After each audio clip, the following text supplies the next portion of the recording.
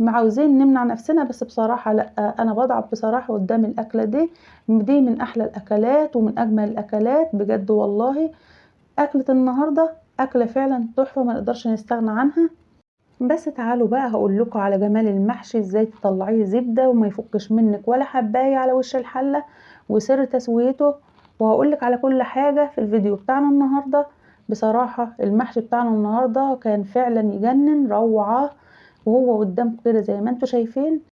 هو المحشي بيتكلم عن نفسه، ولا واحدة فكت ولا حصل لها أي حاجة، كفاية لونه وطعمه وريحته. بصراحة والله يا حبايبي مش علشان أنا اللي عاملاه، بجد والله المحشي بتاعنا تحفة جدا جدا، وشكله بصراحة أكيد انتوا هتجوعوا وتيجوا تقولولي المحشي بتاعك ده عاملاه ازاي.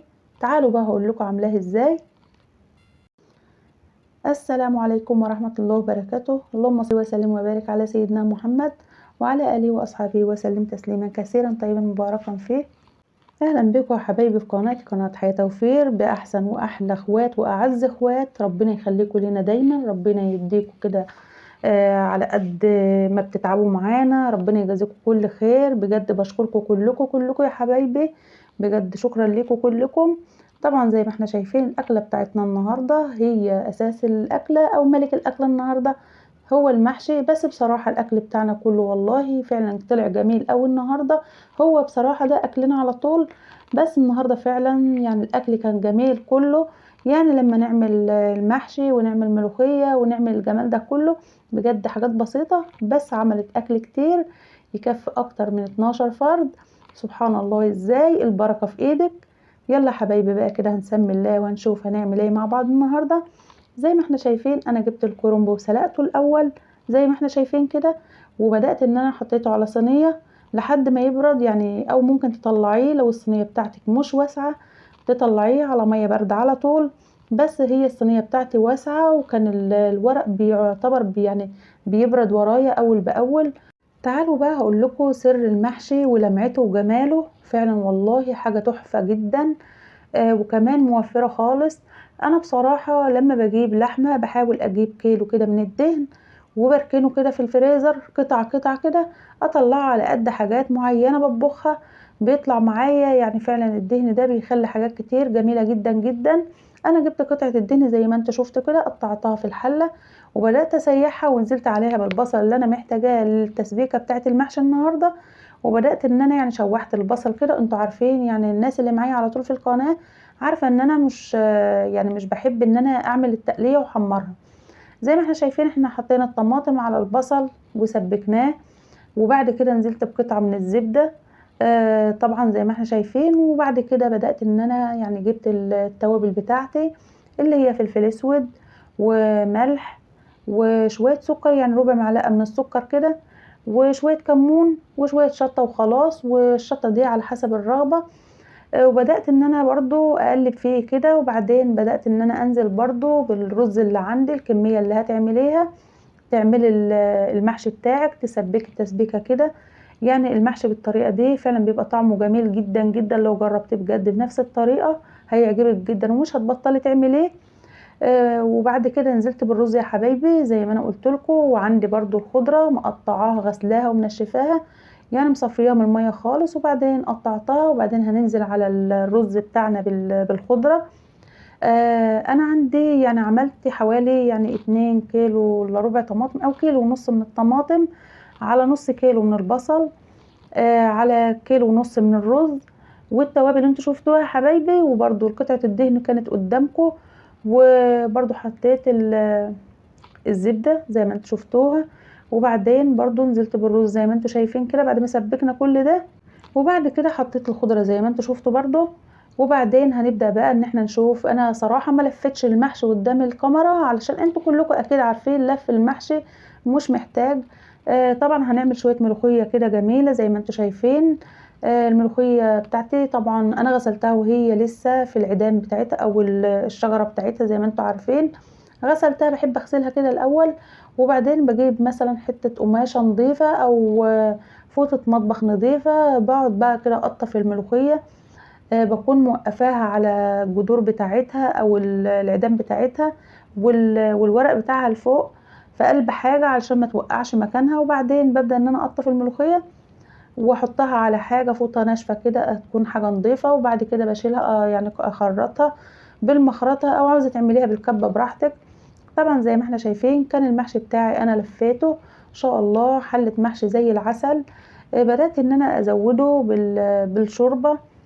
طبعا انا عاملة بطاية كده، وبصراحة كمان كنت حاطة معاها، يعني جايبة العظم اللي هو بتاع اللحمة ده، كنت جايباه بحب احطه في الشوربة لما بتكون عاملة المحشي وبتعملي كده. بصراحة العظم ده بيدي يعني هقولك دسم كده زيادة ولمعة للمحشي وطعم وريحة جميلة جدا. قلنا كمان نعمل شوية فلفل بس كده، من يعني فلفل محشي. وكده كان الأكل بتاعنا النهاردة بالشكل والجمال ده بجد والله. كان ناقص يعني تحضروا تاكلوا معانا الأكل ده، يستاهل بقكم يا حبايبي. بس جربوا بنفس الطريقة هيعجبكم جدا. وطبعا المحشي بتاعك انت يدوب بتحطيه على النار اول ما بدأ يغلي كده علشان الرز ما يتنطورش منك.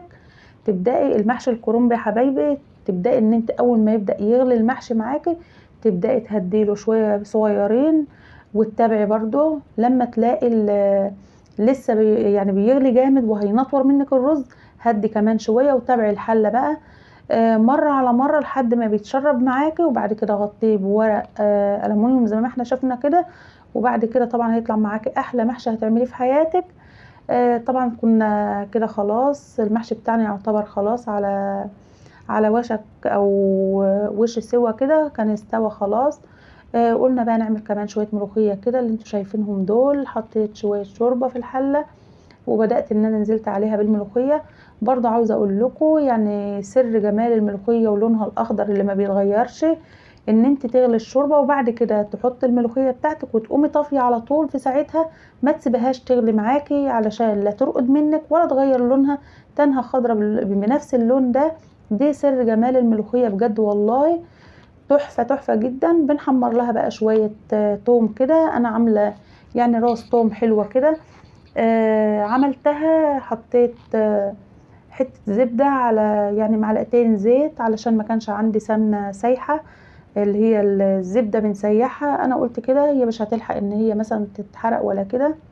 وبعدين حتة الزبدة الصغننة دي بتدي التقلية بتاعة الثوم بتاعتك ريحة جميلة جدا جدا. زي ما احنا شايفين دي الملوخية بتاعتنا التحفة اللي احنا شايفينها دي. بصراحة والله طعمها كان جميل جدا جدا. ألذ ملوخية تعمليها بالطريقة دي. يعني انا اوقات بحط شوية كزبرة كده ناشفة في الثوم، بس بصراحة ما بتفرقش كتير. جربها بنفس الطريقة بس هتعجبك جدا. زي ما احنا شايفين يا حبايبي الملوخية قدامكم واضحة جدا، لون يعني ريحة بقى جايبة لاخر الشارع بصراحة. والله فعلا شوية ملوخية زي العسل يستاهلوا بقكم برضو.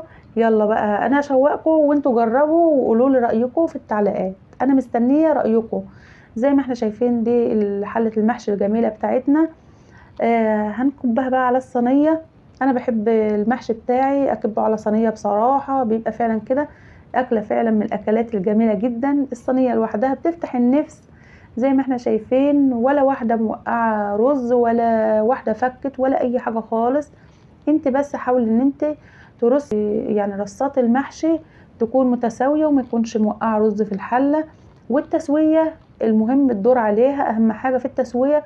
لو مشيتي بنفس الخطوات اللي قلتلك عليها عمره ما هيفك منك ولا هيوقع الرز ولا ينطوره، ويفضل معاك صباع المحشي زي ما هو سليم الصباع بصباع زي ما انتوا شايفينه كده.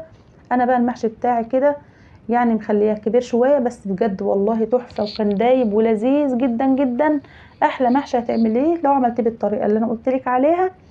عملنا بطايه جميله كده يعني بألف هنا، يعني ما شاء الله زي العسل. على شوية الملوخية على شوية المحشي، محشي الكرنب ومحشي الفلفل. بجد احلى اكلة النهاردة. يلا بقى جربوها يا حبايب قلبي بنفس الطريقة اللي انا قلتلكوا عليها، فعلا هتشكروني على الطريقة دي. يلا كده خلاص يا حبايب قلبي الفيديو بتاعنا خلص. ما تنسوش بقى تعملوا لايك للفيديو واشتراك في القناة، يعني عاوزة منكم لايك وشير، يعني شيروا الفيديو لاصحابكم وقرايبكم واخواتكم وكل الناس اللي تحبوهم. وعايزه منكم اشتراك. الناس اللي بتتفرج على فيديوهاتنا وما اشتركتش يا ريتكم تدخلوا تشتركوا وتكبروا قناتكم علشان نبقى اخواتنا كده معانا كتير، علشان عايزه اخد رايكم في حاجات كتير في الحياه. بس قولوا رايكم شاء الله لما الاقي القناه يعني بتطلع لفوق وبتعلى وبنكتر كده جنب بعضنا، انا هدخل اخد رايكم في حاجات كتير.